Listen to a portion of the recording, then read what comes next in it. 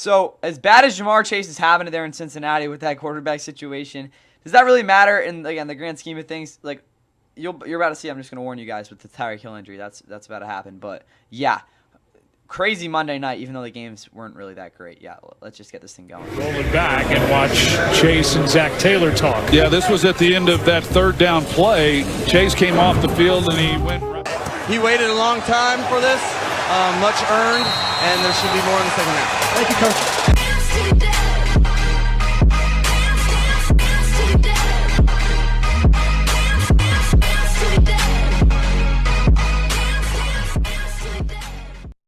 Collision between two teams who are starving for a victory.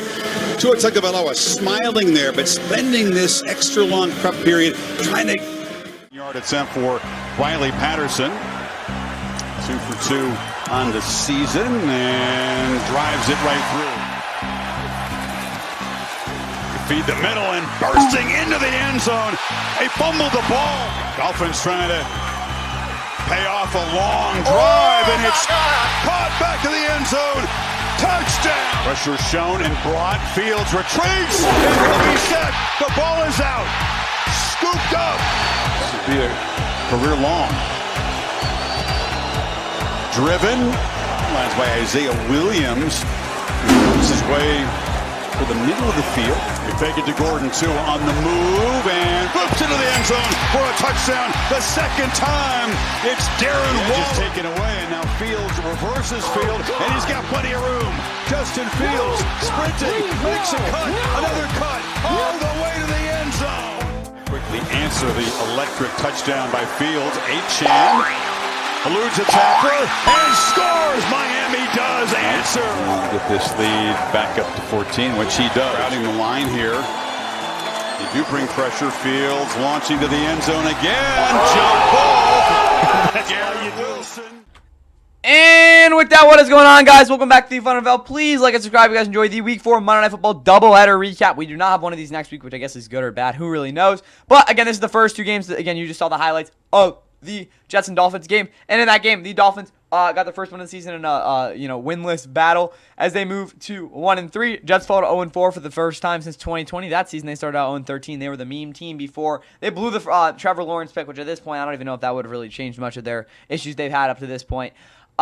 To the Rams in that game. Again, they finished 2-14 that year. With that said, though, the Dolphins will be playing in Carolina next week in a game that is very favorable for them, I guess. We'll see how that, again, they're in a weird spot. Meanwhile, the Jets are hosting the Cowboys next week, which should be pretty interesting. But while the final score was 27-21, the Jets really didn't have much of a passing game throughout the entire game. They struggled to sustain offense, and as a result, they did not really do too much.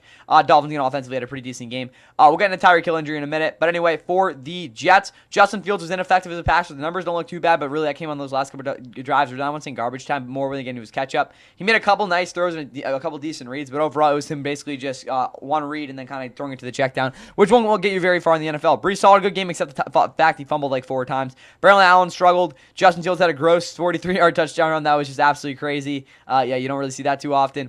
And then Isaiah Davis also didn't have his greatest game. Garrett Wilson, though, again, is their best receiver, 682, had that great touchdown. Mason Taylor, 5 for 65 as well. Brees Hall, 5 catches, 30 yards. Jeremy Ruckert also had a catch for a decent gain as well. Overall, these receivers, it wasn't the fact they weren't getting open, again, especially a guy like Mason Taylor. It's just the fact they don't have a number 2 receiver, and again, the fact that Justin Fields really, again, isn't a guy who can get through multiple progressions, that's going to even hurt your receivers even more. Because a guy like Allen Lazard obviously isn't a very good player, neither is Josh Reynolds, but again, the fact that they're still not able to even get a chance to get the ball is, like, bad in the first place. So, a lot of issues for this offense, despite the offensive line, I don't think playing too bad. For this defense, there's really nothing much else to talk about other than the fact that Isaiah Oliver is really the only guy contributing in the red zone. Brandon Stevens had a good game. I didn't really like the linebacker play. Quinn Williams, though, and Will McDonald were good off the edge. Not off the edge. In terms of pass rush, they just didn't really get too much going in terms of run defense. And there were a lot of counters where they just seemed ill-prepared. And those things, again, will hurt you down the run. But that's really all I got there. And also Nick Folk, he was pretty good at 58-yard bomb. For the Dolphins, though, again, we're almost there, guys, for the Tyreek Hill injury. 17 of 25, 177, also threw 2 touchdowns. They were both to Darren Waller. He had a pretty good game. Again, missed a couple of throws, but overall, did not lose them this game. Devon Achane, 20 carries, 99 yards, and a touchdown. Big game from him. He had a lot of nice runs, especially, again, when he saw those creases open up really before they even opened. Again, Al Gordon didn't have his greatest game as well. Tyreek Hill, again, we'll get into that, I guess, now. Again, if you haven't already heard, that injury was very, very, very disturbing and gruesome. The actual, again, I won't say diagnosis, but the actual damage to it is he ended up, again, not dislocating his knee, but the severity of that dislocation caused him to rupture his ACL. Tear his ACL, rupture like 4 tendons, and also he tore like his PCL, another ligament, and I think it was his MCL too. He basically broke just his knee. I just straight up exploded, and with him being, what is he now, 32, I think, and again his game's solely based on speed. It just doesn't really seem like it's really plausible for him to be coming back, especially after a season where he really wasn't that great. Even though this season I think he's been good, where he can again be. Again, like one of the best receivers in football. I still think he'll come back and be a decent player, but nowhere near the same guy. And I think the Cheetah is definitely taking a step back there and maybe entering the retirement home there. Jalen Waddle on a nice catch, 25-yarder. Other than that, didn't do too much. He'll have to step up big time, though, with Tyreek Hill out this season and probably a lot more than that. Darren Waller also, again, 2 touchdowns as well. It seems like he can be utilized as a red zone threat. Julian Hill seemed like a good option, considering he can block really well. Nick Westbrook and again, Washington, like I said, are both going to have to step up now. Offensive line played really well, in my opinion, overall, though. Again, very good performance by them. For this defense, though, Jordan Brooks was, again, a tackling machine in this one, but he also got targeted like 6,000 or 7,000 times. Tyler Dotson had a very good game. Nice blitzes from Ashton Davis. I think he had 3 in total. The secondary overall played the best game of the season. The pressure wasn't very good, though, which is part of the reason that held this group back. Really, the only guy getting any pressure was Jalen Phillips off the edge, and he got collapsed back a lot. Zach Sealer was doing his own thing, but again, Bradley Chubb, I don't think had his greatest game either. Chop Robinson is also not here, so that's a little bit of an issue as well. Team stats, though, Dolphins did get outgained by, again, 400 yards to the just offense. They still ran the ball pretty well overall, but again, those 3 fumbles really lost in this one. But again, solid one from the Dolphins. Jets, I mean, again, you're the worst team, so I wasn't really expecting too much. But yeah, huge loss though for the Dolphins in the grand scheme of things. That's all I got there. Let's get to our second game of the double.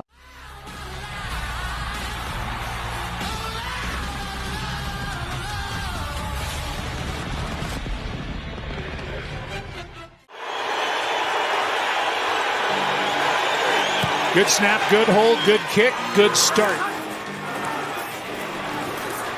Nix wants it on the ground. Touchdown. Extension in July.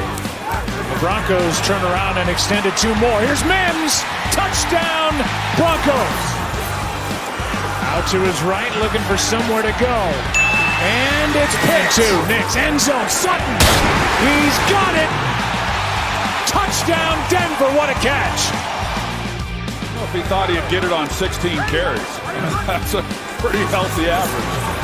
Here's Harvey. And in game 2, the Broncos were able to, I don't really know, not suck and blow the doors off a Bengals squad that looks increasingly more awful and dysfunctional as they get blown out 20-3. This was a very weird score, a very weird game, but at the end of the day, the Broncos offense was able to be productive enough against a pretty weak Bengals defense, who again really didn't resist against them too much, on top of the fact that their offense literally got nothing going. And again, this is probably one of the worst offensive performances I've seen so far this year. Again, we talk about how the Titans and Panthers, even the Panthers, but the Titans and Falcons got blown out. Or got shut out. I think this Bengals offensive performance was worse by a lot, just the fact that, again, the functional parts of these offense as well as their scheme were just simply non-existent in this game. And when that isn't it, that is the fact. Again, it's so hard to establish any sort of, like, anything. So, like, it's like that's what the Bengals are running with. Again, they got off to a kind of like a fake 2-0 start. Got blown out last week. Didn't look really they looked probably worse in this game. So, it's really bad for the Bengals right now. They have a game next week, so they don't get their bye week to try to figure something out. But they will be playing the Lions at home, so that's a pretty bad matchup for them. Broncos get back to 500 after those 2 straight losses. This was a game that they should have won, and they did win. Next week, though, they will be having a tougher game, if you would like to say, against the who are they playing? It's not registering. Oh, the Eagles. So we'll see how that one goes for them. But for Jake Browning, he was terrible. There's really nothing else much to it. Again, the passing game really didn't cater to him either, so I guess he has that, but still, he wasn't good. They didn't even try to run the ball. T. Higgins didn't get open. Jamar Chase, I guess, got open, but he didn't really get the ball. Chase Brown sucked. I mean, guys, this entire offense was absolutely awful, on top of the fact that this offensive line couldn't sustain a block to save their lives. For this defense, Demetrius Knight was fun to watch, but at the same time, it doesn't really matter when you can't really get any pressure because he blitzed multiple times and didn't do much with that. Dax Hill, I think, got a decent game. Juno Stone really didn't because he just wasn't effective in coverage overall. Jordan Battle, I think, did do a good job. He was solid again in terms of his instincts and didn't really get beat any sort of way over the middle. Other than that, though, I think there were a lot of mediocre to below average pass rush performances, which again will really hurt you as well. A guy like Daryl Slayton got again. I understand he's obviously a run stuffer, but he got literally no pressure and he's playing every single snap. I don't know what to tell you guys with that. Evan McPherson also had 1 field goal attempt. Again, their only points. For the Broncos, Bo Nix wasn't bad. I just don't think he had his greatest game. He threw, I understand, threw for career high 326 yards, but that was more to the fact that, again, he kind of just had everything he wanted with how they were running the ball. Shout out to J.K. Dobbins. He had a monster game. R.J. Harvey also ran the ball pretty well. He also caught a touchdown as well. Overall, this offense really could do whatever they wanted. Again, Bo Nix had a very, very good game. It was just the fact, again, they really weren't good in the red zone despite being good on third down. That's what I think held them back a little bit as well. Bo Nix's pick in the end zone wasn't very good either. Still, again, I think those could definitely be issues next week. I think he'll have to step it up a little bit. But overall, career high passing yards, you can't really ask for too much more there. Cortland Sutton had another good game, 5 for 81, touchdown really coming on these past couple weeks. Marvin Mims had a nice game as well as having that rushing touchdown as well. Troy Franklin was, again, decent, but I don't think he had his best game. Again, still, like I said, decent game. Tyler Beatty got a target that was pretty cool. This was definitely a lower-round performance offensively. They had no real big issues up front outside of maybe a couple times where a guy like Garrett Bowles or Michael McGlinchey maybe didn't hold up the greatest, but other than that, they did a good job. Defensively, I mean, guys, they got 3 points. Probably should have been 0. They had a phenomenal game. Jaquan McMillan looked like his 2023 self. Riley Moss was very, very good. Jahad Barron, I think, was okay. Still, again, really trying to work those things out in the slot. Patrick Tan was not really asked to do too much, and again, as a result, he locked up Jamar Chase. Zach Allen had a good game. They got a lot of pressure from some really,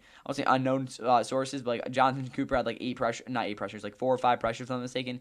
Obviously, Nick Bonito had a massive game as well. So, again, this defense just played the way they were supposed to, and that's part of the reason they, again, had such a good game. 512 yards for the Broncos on offense. They outgained the Bengals by over like 300-something. It was like the 4th biggest differential, something like that. On a Monday night game or something like that. It was pretty crazy. The Bengals, again, they got absolutely dominated in every facet of this game. Again, this was just absolutely it was so lopsided. Again, the only thing the Bengals really did well at all was not turn over the ball. And even then, they literally offensively had nothing going for them. And when that happened when you have 159 yards of total offense, I mean, it wasn't as bad as like the Cardinals did against the Browns a couple years ago. And this is with their like 3rd-string quarterback. I just wanted to like preface this: 58 yards of offense, but when you have this sort of game offensively, it is so hard to even be competitive. And as a result, you saw they got blown out. But shout out to the Broncos offense because they did whatever they wanted. That's all I got for you guys here.